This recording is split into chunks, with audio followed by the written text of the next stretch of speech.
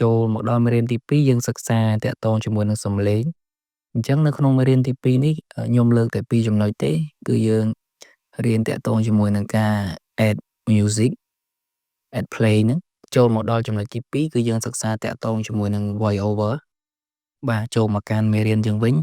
ឧទាហរណ៍ថាយើងមាន footage ដើរលេងជាមួយនឹងគ្រួសារឬក៏ក្រុមការងារហើយយើងចង់យក footage វីដេអូហ្នឹងយកមក add ជាមួយនឹងចម្រៀងឲ្យមើលទៅវាសង់តង់ល្អមើលអញ្ចឹងទៅ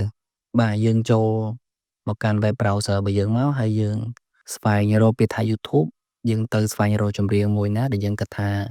ស័ក្តិសមជាមួយនឹងវីដេអូរបស់យើងអញ្ចឹងទៅអូខេអញ្ចឹងខ្ញុំយកបទចម្រៀងផាត់ជាយដើម្បីធ្វើការទាញយកចម្រៀងមកបទនេះបានគឺយើងចូលមកកន្លែងនេះមកនៅខាងមុខ YouTube នេះយើងបន្ថែម S ពីមុខទៅបានហើយអញ្ចឹងយើង enter ទៅវានាំយើងទៅទាញយកអូតូនេះគឺជាវិធីមួយងាយហើយលឿននៅពេលដែលបង្ហាញផ្ទាំងបែបហ្នឹងយើងធ្វើការងារអីមួយក៏ដោយពេលដែលយើងប្រើកម្មវិធីអីយើង check មើល option វាបន្តិចទៅបាទយើងចុចពាក្យថា download បាទរងចាំបន្តិចទៅហើយយើងយកពាក្យថា download វីដេអូបាទនៅពេលដែលយើងធ្វើការ download ពេញរួចរាល់យើងចុចកន្លែងនេះមកដើម្បីទៅស្វែងរកវីដេអូហ្នឹងហើយយើងចុច cut វីដេអូហ្នឹងទាញយកទៅកាន់ដាក់ចូលនៅក្នុងបច្ចេកការងាររបស់យើងទៅកុំឲ្យវាមានបញ្ហានៅពេលដែលយើងធ្វើការពេលក្រោយបាទអញ្ចឹងដោយសារតែខ្ញុំមានហើយបាទយើងទាញដាក់បែបហ្នឹងមកហើយយើងទាញចម្រៀងមួយបទហ្នឹងដាក់ចូលទៅកាន់ Adobe Premiere របស់យើងមកបាទនេះហើយយើង double click ចម្រៀងហ្នឹងមកយើងទាញតែសំឡេងនេះមកបានហើយបាទហើយយើង play មើលទៅហើយអ្វីដែលសំខាន់នៅក្នុងការកាត់ footage អមជាមួយនឹងចម្រៀងគឺយើងត្រូវចេះស្ដាប់កណ្ដង់ភ្លេងព្រោះអីកណ្ដង់ភ្លេងគឺសំខាន់ខ្លាំងមែនតើតាក់ទងជាមួយនឹងការកាត់រូបភាពឬក៏វីដេអូហ្នឹងឲ្យអមទៅជាមួយនឹងកណ្ដង់ភ្លេងទៅពេលដែលយើង play back វីដេអូហ្នឹងមើលទៅគឺវាលយបាទអត់សាំហើយអត់គួរឲ្យធុញអញ្ចឹងទៅបាទនេះគឺជា technique មួយដែលអ្នកកាត់វីដេអូយើងត្រូវតែដឹងនេះគឺជាចំណុចសំខាន់ខ្លាំងមែនតើបាទអញ្ចឹងខ្ញុំនឹងបង្ហាញបងប្អូនបន្ថែមយើងទាញ footage វីដេអូយើងមកនេះគឺជា footage វីដេអូដែលយើងមានបាទអញ្ចឹងយើងទាញវីដេអូហ្នឹងមក double click យើងយកតែវីដេអូបានហើយបាទយកដាក់លើហ្នឹងមកអូខេយើងទាញ2 3មកបាទអញ្ចឹងយើងដាក់តែ1លើ4បានហើយកុំឲ្យវាតឹងមិនសិនពេកអញ្ចឹងយើង check មើលទៅអញ្ចឹងខ្ញុំយកត្រឹមនេះ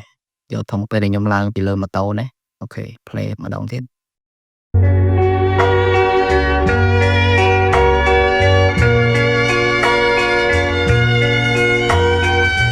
បាទនេះគឺជាកណ្ដង់ play ដែលយើងត្រូវស្ដាប់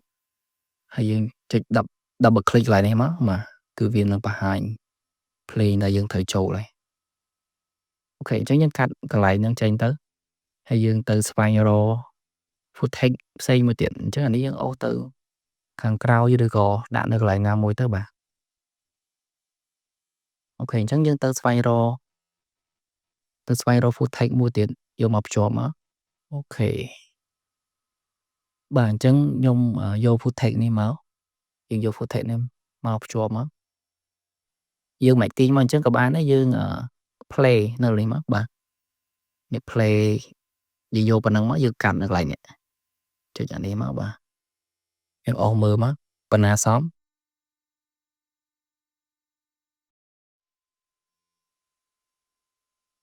បាទខ្ញុំយកប៉ុណ្ណេះទៅហើយយើងចុច make out នេះមកហើយយើងទាញបែបហ្នឹងមកដាក់កន្លែងនេះមកបាទអូខេតោះយក play ម្ដងទៀតមើលមក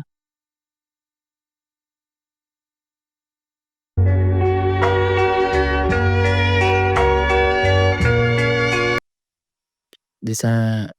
យើងមិនសិនតូចអញ្ចឹងនៅរៀងកាំងអូខេតោះ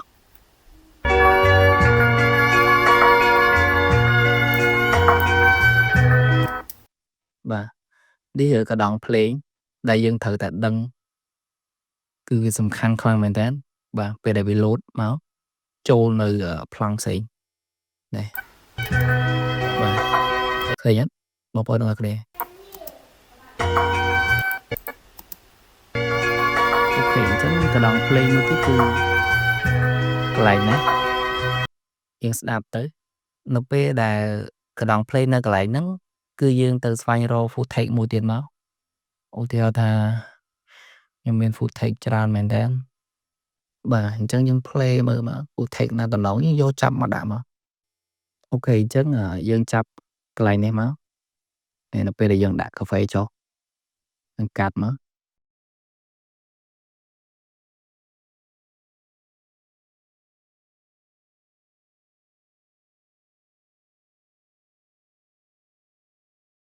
អូខេ អញ្ចឹងយើងយកកន្លែងហ្នឹង ដាក់កន្លែងនេះមក តោះ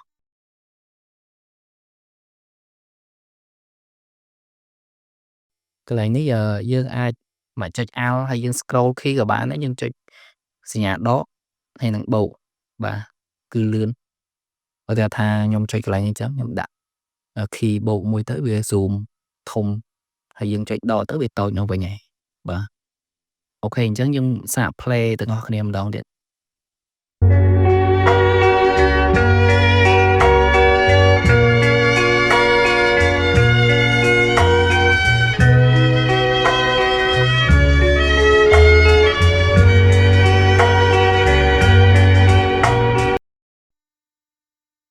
បាទ អញ្ចឹងកន្លែងនេះ វាអត់ស៊ី ដោយសារតែកណ្ដុងភ្លេងយើងបុកអត់ត្រូវ អញ្ចឹងយើង check មើលវា អញ្ចឹងយើងត្រូវ check មើលវាម្ដងទៀត យើង scroll មើលទៅ ហ្នឹង សម្រាប់អ្នកកាត់វីដេអូយើង take time នៅកន្លែងហ្នឹងតិចទៅ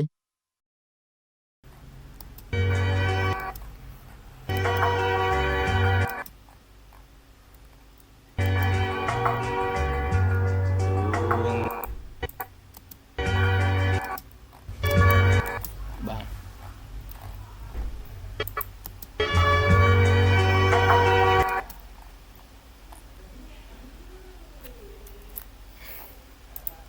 យើង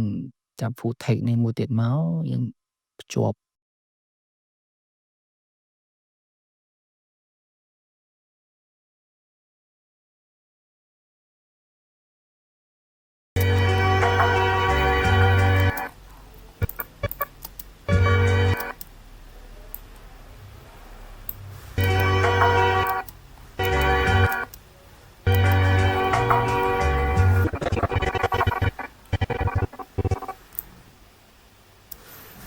បាទ យើងចុចអក្សរ C មក យើងចុចអក្សរ C យើងចុចអក្សរ V យើង delete នេះ លឿន key តោះ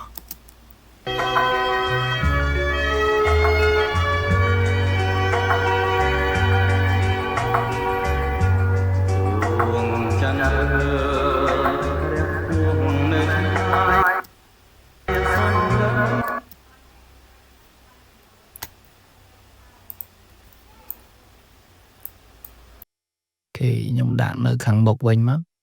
សាកមើល យើងសាកមើលទៅ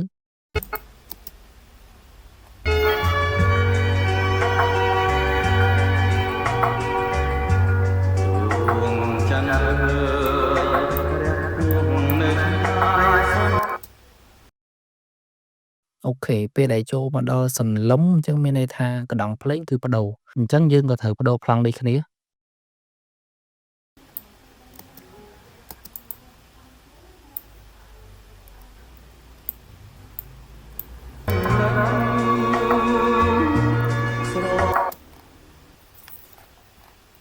បាទ អញ្ចឹងយើងកាត់ខ្លីប៉ុណ្ណឹងសិនទៅបានហើយ កុំឲ្យវីដេអូយើងវែងពេក ចង់ render តែខ្លីប៉ុណ្ណេះទេ បងប្អូនចុចលើវាមួយមក ហើយចុចសញ្ញាសួរមកបាទ គឺចេញមកប៉ុណ្ណឹង ហើយយើងចង់ចុចទាំងអស់ យើង select ទាំងអស់ហើយយើងចុច សញ្ញាសួរមួយមក គឺយើង mark in មកប៉ុណ្ណឹងឯង បាទ អញ្ចឹងនេះគឺជា technique មួយខ្លីៗហើយលឿន ខ្ញុំឧស្សាហ៍ប្រើ បាទមួយទៀតទាក់ទងជាមួយនឹងភ្លេង នៅពេលដែលចប់គឺវាមានគលុកលៈបញ្ចប់ដោយត្រឹមត្រូវ អញ្ចឹង ដើម្បីឲ្យវាបញ្ចប់ដោយត្រឹមត្រូវ គឺយើងចូលមកកាន់ pen tool នេះមក ហើយយើងដៅ key ហ្នឹងនៅលើ avatar ត្រង់ហ្នឹងមក ហើយយើងទាញវាទម្លាក់មកបាទ អញ្ចឹងវាពេលដែលចប់គឺវានឹង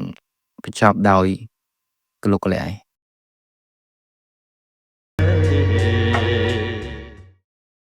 បាទ គឺបែបហ្នឹង ចំណុចចុងក្រោយគឺយើង render វាមកក្រៅ ហើយដើម្បី render បានយើងចូលមកកាន់កន្លែង file បាទយើងរកពាក្យថា export ហើយយកពាក្យថា media នៅពេលដែលចេញផ្ទាំងបែបហ្នឹងគឺយើង select កន្លែង output ដើម្បីឲ្យវាចេញមកផ្ទុកនៅខាងក្រៅបាទផ្ទុកនៅកន្លែងណាក៏បានដែរឲ្យតែយើងងាយស្រួលចងចាំពេលដែលបានប៉ុណ្ណឹងយើងចុចពាក្យថា export អញ្ចឹងវីដេអូយើងរួចរាល់ជាការស្រេចពេលដែលវា render ចប់យើងអាចចូលទៅមើលបាននៅកន្លែងទីតាំងដែលយើងរក្សាទុកហ្នឹងរបៀប export វីដេអូមួយទៀតយើងគ្រាន់តែ control M បាទ control M មកវានឹងនាំយើងទៅកាន់ផ្ទាំង export setting ហ្នឹងឯងអញ្ចឹងយើងចុចដូចរបៀបទី1ដែរយើងដាក់ឈ្មោះអញ្ចឹងមកបាទហើយយើង export មកយើងអាចចូលទៅមើលបាននៅកន្លែងយើងរក្សាទុកហ្នឹង